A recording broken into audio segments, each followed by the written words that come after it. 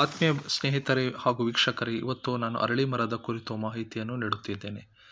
ಅರಳಿ ಮರವನ್ನು ನಾವು ದೇವರ ಸ್ವರೂಪವಾಗಿ ಪೂಜಿಸುತ್ತೇವೆ. ಈ ಮರವನ್ನು ಅಶ್ವತ್ಥ ವೃಕ್ಷವೆಂದು ಕರೆಯುತ್ತಾರೆ.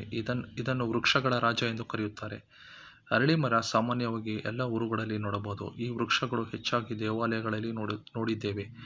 ಈ ವೃಕ್ಷದ ರೊಂಬೆ ಕೊಂಬೆಗಳು ಸದೃಢವಾಗಿರುವುದರಿಂದ ಈ ಮರವು ಧರೆಗುರುಳುವುದು ಬಹಳ ವಿರಳ. ಅಶ್ವತ್ಥ ಮರವು ಅಗಾಧ ನೆರಳನ್ನು ನೀಡುತ್ತದೆ ಮತ್ತು ಅನೇಕ ಪಕ್ಷಿಗಳಿಗೆ ಆಶ್ರಯ ತಾಣವಾಗಿದೆ. ನಮ್ಮ ಹಿಂದೂ ಪುರಾಣಗಳಲ್ಲಿ ಅಶ್ವತ್ಥ ಮರದ ಬಗ್ಗೆ ಅನೇಕ ಕಡೆ ಉಲ್ಲೇಖವಾಗಿದೆ. ಅಶ್ವತ್ಥಃ ಸರ್ವ ವೃಕ್ಷಾಣಂ ಎಂಬುವುದು ಭಗವದ್ಗೀತೆಯಲ್ಲಿ ಶ್ರೀಕೃಷ್ಣನು ತಿಳಿಸಿದ್ದಾನೆ. ಅಂದರೆ ಸರ್ವ ವೃಕ್ಷಗಳಲ್ಲಿ ಶ್ರೇಷ್ಠವಾದ ವೃಕ್ಷ ಎಂದರೆ ಅಶ್ವತ್ಥ ವೃಕ್ಷವೆಂದು. ಶ್ರೀಕೃಷ್ಣನು ಅರ್ಜುನನಿಗೆ ಎಲ್ಲ ಮರಗಳ ನಡುವೆ ತನ್ನನ್ನು ತಾನು ಅರಳಿ ಮರವೆಂದು ಹೇಳಿಕೊಂಡಿದ್ದಾನೆ. ಕಾಕತಾಳೀಯವೇನೆಂದರೆ ಇದೇ ಮರದ ಕೆಳಗೆ ಶ್ರೀಕೃಷ್ಣನ ಅವತಾರವು ಕೊನೆಗೊಂಡಿತು ಹಾಗೂ ಕಲಿಯುಗದ ಪ್ರಾರಂಭ ಈ ವೃಕ್ಷದ ನೆರಳಿನಿಂದಲೇ ಪ್ರಾರಂಭವಾಯಿತು. ದ್ವಾಪರ ಯುಗದ ಮಹಾಭಾರತದ ಕಾಲದಲ್ಲಿ ಅಶ್ವತ್ಥ ವೃಕ್ಷದ ಬಗ್ಗೆ ಅನೇಕ ಕಡೆ ಉಲ್ಲೇಖವಾಗಿದೆ. ಅದರಲ್ಲಿ ಸತಿ ಸಾವಿತ್ರಿಯ ಕಥೆ ಕೂಡ ಒಂದು. ಸತಿ ಸಾವಿತ್ರಿಯು ತಾನು ಮದುವೆಯಾದ 1 ವರ್ಷದ ನಂತರ ತನ್ನ ಪತಿ ಸತ್ಯವಾನನ ಸಾವನ್ನಪ್ಪುತ್ತಾನೆ.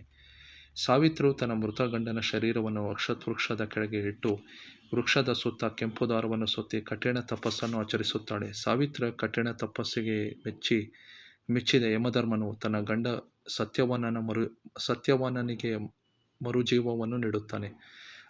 ಮದುವೆಯಾದ ಸುಮಂಗಳಿಯರು ವಟ ಸಾವಿತ್ರಿಯ ದಿನದಂದು ತಮ್ಮ ಗಂಡನ ಆಯುಷ್ಯ ವೃದ್ಧಿಸುವಂತೆ ಈ ಅಶ್ವತ್ಥ ವೃಕ್ಷದ ಮುಂದೆ ನಿಂತು ಶ್ರದ್ಧಾಭಕ್ತಿಯಿಂದ ಪೂಜಿಸುತ್ತಾರೆ. ಈ ಮರವನ್ನು ಬೋಧಿ ವೃಕ್ಷವೂ ಸಹ ಕರೆಯುತ್ತಾರೆ. ಗೌತಮ ಬುದ್ಧನು ಇದೇ ಮರದ ಕೆಳಗೆ ಜ್ಞಾನೋದಯವಾಗಿತ್ತು. ಇದರಿಂದ ಬೌದ್ಧರಿಗೆ ಕೂಡ ಈ ಮರವು ಪೂಜ್ಯನೀಯವಾಗಿದೆ. ಮೂಲತೋ ಬ್ರಹ್ಮರೂಪಾಯ ಮಧ್ಯೋತೋ ವಿಷ್ಣುರೂಪಿಣಿ ಅಗ್ರತಃ ಶಿವರೂಪಾಯ ವೃಕ್ಷರಾಜಯತೆ ನಮಃ. ಅರಳಿ ಮರದ ಬೇರುಗಳಲ್ಲಿ ಬ್ರಹ್ಮನು, ಕಾಂಡಗಳಲ್ಲಿ ಶ್ರೀ ಮಹಾವಿಷ್ಣು ಮತ್ತು ಎಲೆಗಳಲ್ಲಿ ಶಿವನು ನೆಲೆಸಿದ್ದಾನೆ. ಸಾಗರ ಮಂಥನದ ಸಮಯದಲ್ಲಿ ಈ ಶಿವನು ಹಾಲಾಹಲವನ್ನು ಕುಡಿದು ಹೇಗೆ ನೀಲಕಂಠನಾದನೋ ಹಾಗೆ ನಗರ ಪಟ್ಟಣಗಳ ವಿಷಗಾಳಿಯನ್ನು ಹಾಗೂ ಇಂಗಾಲದ ಡೈಆಕ್ಸೈಡನ್ನು ಹೀರಿಕೊಂಡು ಅಮೃತ ಸೂಸುವ ಆಮ್ಲಜನಕವನ್ನು ನೀಡುತ್ತದೆ. ಅರಳಿ ಮರದ ಜೀವಿತಾವಧಿಯ ಕಾಲ 1500 ವರ್ಷಗಳಿಗಿಂತ ಹೆಚ್ಚು.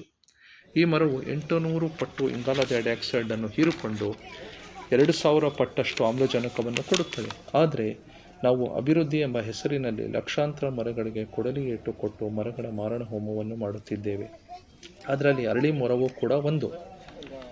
ಹಿಂದಿನ ಕಾಲದಲ್ಲಿ ಅರಳಿ ಮರವು ಬಂದ ಪ್ರಯಾಣಿಕರಿಗೆ ಹಾಗೂ ಒಂದು ಊರಿನಿಂದ ಇನ್ನೊಂದು ಊರಿಗೆ ಬಂದವರಿಗೆ ಹಳ್ಳಿ ಕಟ್ಟೆ ರಸ್ತೆ ಬದಿಗಳಲ್ಲಿ ಆಶ್ರಯ ತಾಣವಾಗುತ್ತಿತ್ತು ಹಾಗೂ ವಿಶ್ರಾಂತಿಯ ತಾಣವಾಗುತ್ತಿತ್ತು. ಅನೇಕ ದೇವಾಲಯಗಳಲ್ಲಿ ಅರಳಿ ಮರದ ಕೆಳಗೆ ನಾವು ನಾಗರಕಟ್ಟೆಯನ್ನು ನೋಡಬಹುದು. ಇದರ ಮೂಲಕ ನಮಗೆ ತಿಳಿಯುತ್ತದೆ ಮರವು ದೇವರ ಸ್ವರೂಪವೆಂದು.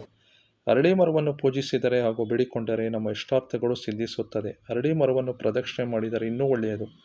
ಅನೇಕ ಸಾಧು ಸಂತರು ಈ ಮರದ ಕೆಳಗೆ ತಪಸ್ಸನ್ನು ಮಾಡಿ ಅನೇಕ ಸಿದ್ಧಿಗಳನ್ನು ಸಾಧಿಸಿದ್ದಾರೆ.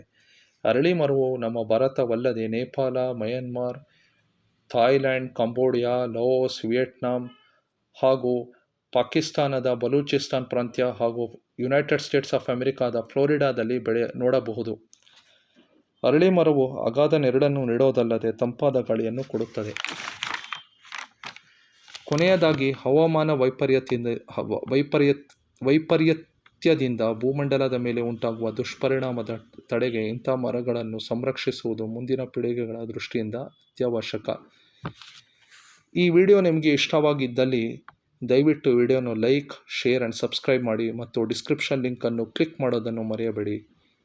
ಧನ್ಯವಾದಗಳು. ಜೈ ಹಿಂದ್, ಜೈ ಕರ್ನಾಟಕ ಮಾತೆ.